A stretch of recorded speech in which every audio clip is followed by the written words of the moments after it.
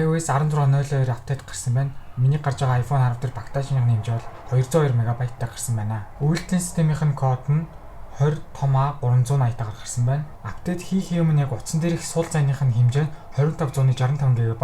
За тэгээ апдейт хийсний дараа сул зай бүр ингээ багасаад 25.57 GB болсон байна. Нийт 80 MB өмнөхөөс илүү одоо үйлдвэрлэлийн системийн код нийцэлж гин гэсэн үг юм аа. 16.02 апдейт учраас яг нүдэн тарагдах яг шинэ зүйл байхгүй гэсэн үг. 16.0 гарсны дараагаар гарч байгаа 16.01, 16.02 магадгүй 16.03 гарахыг үгүйсэхгүй. Эдгээр дээр яг юу засагдах вэ гэхээр яг одоо яг юу нь болохгүй байна. Тухайвчлан задал засаж байгааг нь гаргаж байгаа гэсэн үг. За 16.02-ийн хувьд зассан хамгийн чухал зүйл нь гэвэл 14 Pro, 14 Pro Max-ийн загварууд дээр 3 дахь аппликейшнийг камерыг нь ашиглаж хагаад одоо камерных нь ленз нь бол одоо ингээд чичрээд одоо дуугаар гадсан тэр асуудлыг бол ингээд 16.0-аар апдейтээр зассан. Энэ дээр дэглэрэнгүй ярих юм бол тухайд одоо 14 Pro, 14 Pro Max-ыг авсан хэрэглэгч нар за энэ ч одоо болохоо байлаа да.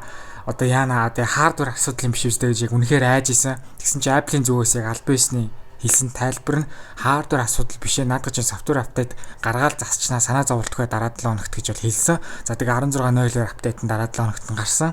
За тэгээд энэ бол зүгээр л үйлдвэрлэлийн системийн апдейт хийгээл одоо засагдах зүйл байжээ. Санаа зовох зүйл байхгүй байна. За дараагийнх нь одоо зассан зүйл нь юу вэ гэхээр copy paste байсан юм билэ. Тэр нь одоо юу гэхээр 16.0 дэх үйлдвэрлэлийн систем дээр нэг газараас copy хийгээд өөр газар одоо paste хийгээд тавих юм бол байнга ингээд зөвшөөрлийг авсан одоо бичиг одоо гараад ирсэн юм байлээ. Тэр нь бол одоо ингэ засагдсан юм байна. Зарим нэг iPhone 10, 10R, iPhone 11-ийн загварууд дээр дийлгэснийх нь яг одоо тоочны одоо нэг асуудал байна гэж хэлсэн. Над дээр бас комментэр нилээ хэдэн iPhone 10 барьдаг хүмүүс л орж ирж ирсэн. Ингээ ерөөсөө яг дээд булангаасаа ингэж яг одоо хэд үйлдэлүүд нь дийлгсэн ингээ тооч нь мэдрэхээ байжлаа. Яаж засах вэ гэсэн комментууд орж ирж ирсэн. Бид нар ч гэсэн яг энэ асуудалтаас адилхан нүүр тулсан байна. Энийг бол бас ингээ 16.0-аар апдейтер бол зассан байна. Гэхдээ бүх iPhone 10, 10R, 11-үүд гэсэн үг биш үү? Зарим утаснууд л яг ийм асуудалтай болсон юм байна. Тэр нь бол одоо ингээд 16.0-оор засагдсан. Утсаа цоошноор ингээд серап хийж байхад дийлгэсэн харлаад ингээд ямар ч тохиргоо үргэлжлэх боломжгүй байгаад асуудал ингээд гарч ирсэн юм. Тэр нь бас ингээд засагдсан байх нэ. За та нар settings руу ороод accessibility руу ороод voice over руу орох юм бол voice over байгаа нэг текст ингэ селектлж байгаа дуурдаг. Яг дөнгөж утас чинь яг дөнгөж унтарч хасны дараа бол яг энэ зүйлийг ашиглах гээд одоо ажилуулангууд ерөнхийдөө ажиллахгүй байсан юм. Тэрийг нь одоо ингэ залруулж бодлоо ингэ зассан байх нэ. За 16.02 дан ганц одоо яг bug fix зориулсан одоо зүйл апдейт бол байгаагүй. Тэрнээсээ гадна бас ингэ security апдейт бол орж байгаа. Мэдээлэл аюулгүй байдлын үүднээс гаргасан дэр мөн адил 16.02 дээр одоо сайжруулалт орсон байна. iPhone 8-аас мэдээж хоошиг загварууд iOS 16 суух боломжтой. Тэдгээр утсууд бүгдэн дээр нь одоо мэдээлэл аюулгүй байдлын код нэмэгдэж орж ирсэн гэсэн үг юм аа. За би бол ингээд яг AirPod-аа ингээд ашиглаж холбоод ашиглаж байх юм бол чиний settings гэсэн дээр чиний AirPod-ны одоо меню ороод ирэн тэр меню руугаа янз бүрийн гоё юм өөрчилж болдог болсон байна гэд гоёор ярьж исэн.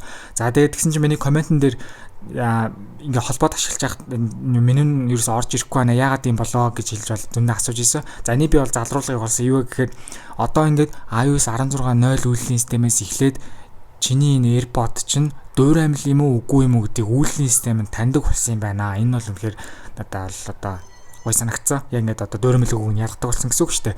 Тэгээд одоо хэрвээ ингээд уулнууд ингээд өмнө нь ингээд дөөр амил нь бол ингээд яг жинхнээс нь үнэхээр ялгахдахын аргагүй ч дуурддаг. Ялгахдахын ч аргагүй ингээд яг меню pop up яг адилхан гарч ирж одоо iOS 16-аас доош үйлдвэрлэлийн системүүд бол одоо trick хийж чаддаг байсан шүү дээ. Одоо л тэгж чадахгүй маань Bluetooth рүүгээ ороод тэр Bluetooth-ыг гарч ирсэн чихвчин дээр дарж орох юм бол одоо тэрэн дээр ямар ч гарч ирдэг вэ гэхээр за энэ бол яг альбишны Apple-ийн бүтээгдэхүүн биш вэ шүү гэж бол одоо бичиг гарч ирдэг болсон байлээ. Тэгэхээр одоо яг AirPod-ой холбоод ашиглаж би яг миний меню дээр чи хэрвээ AirPod-ын зэс байгаа бол чиний AirPod бол дөөр амил биш яг альбишны Apple-ийн бүтээгдэхүүн муу юм а гэж одоо бодож болох нэ. Нэг чухал зүйлийг бас хэрэгтэй ах. Комментэн дээр ерөнхийдөө аппликейшн болохоо ажиллаа гэсэн зүйл одоо маш коммент иржсэн. Ялангуяа Монголд хэрэглэгддэг аппликейшнд бол бас масс их хэрэглэдэг аппликейшнд ингээд болохоо ажиллаа гэсэн комментууд байсан. За энэ тал дээр би яг ингээд ярих юм бол одоо үйлдвэрлэлийн систем маань 16.0 болоод ингээд шинжилгээ гарчлаа. Яг тэрнтэй зэрэгцээд бас яах ёстой вэ гэхээр чиний гар утсан дээр ашиглаж байгаа аппликейшнүүд ч мөн адил өөрсдийнхөө бол одоо апдейтыг гаргах хэрэгтэй байдаг. Тийм учраас хэрвээ та нар iOS 16 руу апдейт хийсэн бол гар утсан дээрх аппликейшнүүдээ ч гэсэн одоо App Store руу ороод одоо апдейтийг хэрэгтэй шүү. Апдейт гэж зэрэг ингэж ороод те бас адилхан апдейтийг хэрэгтэй. Тэгжиж үйлдвэрлэлийн систем нь аппликейшн хооронд ингэж ажиллагааны хувьд бас ингэж одоо энэ хэвэн болж ирд юм аа. Одоо тэгэхгүй iOS 16 үйлдвэрлэлийн систем ч iOS 16 болцсон байдаг. Гэтэл гар утасны аппликейшн дээрх одоо ажиллах журмынх нь үйлдвэрлэлийн систем яг үндэ iOS 15 зориулагдчих бас хийсэн байгаа шүү дээ. Тэгэхээр ер нь намар болгон шинэ үйлдвэрлэлийн систем гарах юм бол аппликейшнээс гэсэн дагаад ер нь апдейтийг хэрэгтэй байдаг шүү. Тиймээс та нар яг одоо 16 суулгацсан бол бүх аппликейшнаа апдейт хийгээрэй. За энэ апдейт бол яг өмнөх 16.0-ны гişгээ адилхан зөвхөн тухайн iPhone-д гарсан апдейт биш. Ерөнхийдөө бүх iPhone дээр бол гарсан. Тийм учраас одоо нэг benchmark score одоо харах боломжтой гэсэн үг. Та нар ямар ч байсан аппликейшн руугаа ингээ орчоод одоо яг хоёрхан зэс байгаа. Би бол ерөнхийдөө өмнөх яг 16.0 дээр зөвхөн CPU бол тестэлж харуулсан. За энэ CPU-г хэрвээ одоо яг benchmark оноог нь харьяа гэх юм бол яг юуны яг оноонод нь гард юм гэхээр одоо өдөр тутмын имэйлээ шалгах, дуу сонсох, одоо зураг дарах гэх мэтчлэн өдөр тутамдаа одоо их хийдэг үйлдэлүүд бол одоо CPU үзсээр бол хэрхэн оноо авах нь бол тодорхойлогддог. Харин доотлох нь compute гэдэг хэсэг байгаа. Тэр нь болохоор юу вэ гэхээр одоо яг видео эдитлэх, одоо зураг процесс хийх, тоглоом тоглох гэх мэт одоо зүйл дээр хэдэн он авах вэ гэдэг нь одоо энэ доотлохоор тогтоогддог. Тэгээд би бол цаашдаа бол аль алийг яриад явна. Доороо иж ерөнхийдөө benchmark оноогоо харьяахыг хүсчихвэл ядаж доороо иж 3 удаа яг энийг ажиллуулаарай. Тэгээд 3 удаа ажиллахын тулд та нар low power модо унтраасан байх хэрэгтэй. Ядаж батарейн чинь цэнэгний өвнөр нилээн бас яг өндөр байх хэрэгтэй. Батарейгаа өндөр бариад тэгээд low power мод унтраастай үед энэ яг ерөнхийдөө benchmark тесттэй доорож 3 тэгээд дундаж оноогоор нь ирэхэд бодорой. За 16.0 дээр бол ингэсэн байна. За 16.0 руу апдейт хийгээд яасан бэ гэхээр одоо жишээ нь 922 2433 919 932 2500 та 2400 та. За тэгэхээр энийг дундаж байна. Дунджаар 919 2449 16.02 дээр болохоор дунджаар 3 тест эцсийн дундаж оноо авсан нь бол ерөнхийдөө миний хувьд яг single core score-ийн хувьд яг 919, за multi core нь бол 2400 болж таарсан. За та нар андарч авах 16.0-ийн дундаж бол 908 2445. За тэгээд 16.0 ярих 919 2449. За single core score нь ч өссөн байна. За multi core score нь ч өссөн байна. За эхнийх нь бол одоо 11-ээр өссөн байна. Дараагийнх нь болохоор 4-өөр өссөн байна тий.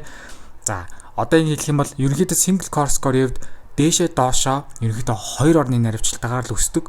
За multi core score-ийн хувьд бол одоо үсрээл 3 орны наривчлалтай дээшээ доошоо өсдөг. Гэхдээ 3 орны наривчлалтаа гэдгээрээ бүр 300 400 500 өсөхийг бол хэлээгүй. Үсрээл нэг 100-аас 200 дотор л дээшээ доошоо болдгоо. Тэрийг та нар ингээ ойлгох хэрэгтэй гэж бодож байна. Ерөнхийдөө оноо нь өндөр гарах тусмаа л ерөнхийдөө чиний утасны чинь одоо тухайн саяны миний хэлсэн үүргүүдийг гүйцэтгэх хурд нь л илүү олж ийн гэсэн үг. Угаасаа ойролцоогоор тухайн чип чинь тэдэс тэдэн оронд авна гэсэн угаасаа нэг дефолт оноонууд угаасаа байдаг байгаа. Компьютерсний хувьд яг ямар хуу оноонууд авсныг би та нарт харуулъя. Одоо чинь хамгийн эхлээд би яг 16.0 хэрэг апдейт хийхээс өмнө 16.0 дээр хамгийн ихнийх нь 3948 авч байгаа заяа. Тэнгүүтээ хоёр дахь нь болохоор бүр 4044 авчиж байгаа. Үнэхээр гайхалтай. За тэнгүүд 3 дахь буюу хамгийн доорож 3 хийгээрэй гэсэн чинь 3 дахь нь гэсэн чинь 3908 авч байгаа. Ойролцоогоор нэг 4000. Хамгийн өндөр нь 4044. Тэгээд яг 16.0 руу апдейт хийгээд одоо хийж байгаа шүү дээ. Тэгсэн чинь бүр 3780. Тэгснээ 2 дахь байсан чинь бүр 3500 буурсан. Тэгэхээр ерөнхийдөө бол яг доорож яг олон удаа яг тэрнийхэн дунджаар л бодоорой гэж биелээд байгаа. Гэхдээ энэ iPhone 10-ийн хувьд хамгийн дунджаар 3980 авчаад дараагийнсэн дээр нь ерөнхийдөө 3700 болсон. Айхтар буурсан. Яг компьютерсний хувьд бол одоо айхтар дээшээ доош болдог бол тохиолдол энэ утсан дээр бол гарсан байна. Миний зүгээс ингээд та нараас нэг зүйл хүсэж байгаа. Хэрвээ iOS 16.0 руу апдейт хийсэн байгаа бол та нарын гар утсан дээр яг батарей болон хурдны хувьд хэр байгаа вэ гэдэг одоо бусдтайгаа комент сэгээр ингээд одоо хуваалцаарай. Туршлагат үйлдвэрлэлийн системийн хувьд iOS 16.1 нь одоо Public Beta 2 буюу Developer Beta 2 дээр явж байгаа. За тэгээд энээс дараа нь дахиад нэг 2 юм уу 3 бета гараад за тэгээд тэрний дараа RC релиз нь гарсны дараа олон нийт гарах одоо цацагт хувилбар нь яг нийтэд гарна гэсэн үг. Яг одоо бол 2хан бета явж байна. Ойролцоогоор гарах хугацаа нь бол 10 сарын дундуур гэж одоо ойлгож болно. Хамгийн сүүлийн чухал асуулт болох апдейт хийх нь зөв юм уу буруу юм уу гэсэн асуулт байгаа. За энэ бол одоо жишээ нь 10-10-аар 11 загварууд дээр бүр ингээд одоо дэлгэсний тоочны хүртэл асуудал байсан шүү дээ. Тэрийг нь бодоод үзэх юм бол одоо тэр асуудалтай байсан iPhone-уудын хувьд 16.0-той байсан бол 16.0 руу апдейт хийх нь бол зайлшгүй зөв. За тэгээд тэрнээс гадна яг саяны миний засалтуудыг одоо жишээ нь яг асуудалтай байсан бол 16.0 дээр бол тэр асуудалтай тулгарсан хүмүүс энэ нь одоо байхгүй болно. Тэрнийхээ хувьд бол 16.0 руу апдейт хийх нь зөв. За тэрнээс гадна 14 Pro, 14 Pro Max барьдаг хүмүүсийн хувьд бол бүр зөв 16.0-ыг апдейт хийх нь бол. За харин батарейны хувьд ярих юм бол iPhone 8 болон iPhone 10 болыг апдейт хийх нь бол буруу бол хэвээр байгаа апдейт хийгээд хэрэггүй шүү гэж би зөвлөсөн. Хэвээр байгаа iPhone 8, iPhone 10-ууд. За энэ дээр нэмэгдээд өөр ямар iPhone-ууд орж ирсэн бэ гэхээр iOS 16.02-ийн хувьд 2 дахь үеийн iPhone SE дээр бол батарейн хувьд бас нэлээд эвгүй болсон. Тэгэхээр 2 дахь үеийн iPhone SE барьж байгаа хүмүүс бити батарейгаа бодож байгаа л ийшээ апдейт бити хийгээрээ. За энэ дээр бас нэмэгдээ дахиад 2 iPhone орж ирсэн нь арай батарей нь жоохон л одоо муудсан. Нэг шалахгүй энгийнүүдэнд бол анзаарахдаггүй. Гэхдээ тэрээр ямар iPhone вэхээр iPhone 12 болон iPhone 10R загварууд бол 1602 дээр 1602-тойгоо харьцуулахад бас бага зэргийн батарейны хувьд одоо асуудал бол үүссэн. Гэхдээ бол нүдэнд бол анзаарахдаггүй, чамд бол айхтар анзаарахдаггүй. Саяны дурдсан iPhone 8, iPhone 10, 2 дахь үеийн iPhone SE, iPhone 12, iPhone 10R-аас бусад iPhone-ууд барьдаг хүмүүсийн хувьд батарейны хувьд бол айхтар яагаад байх зүйл байхгүй юм байна. Батарей хэлт мэдээж хэрэг одоо 100-тай ойрхон 80 руугаа дөхөөгүй 85-аас дээш одоо батарей хэлттэй товчтой. За тэр айх нэг айгаад байх зүйлгүй iPhone-ууд дундаасаа iPhone 11-ийн загварууд, iPhone 13-ийн загварууд бол 16.0-тойгоо харьцуулахад батарей нь бас бага зэрэг сайжирсан гэсэн бас сайн мэдээ бас явж исэн.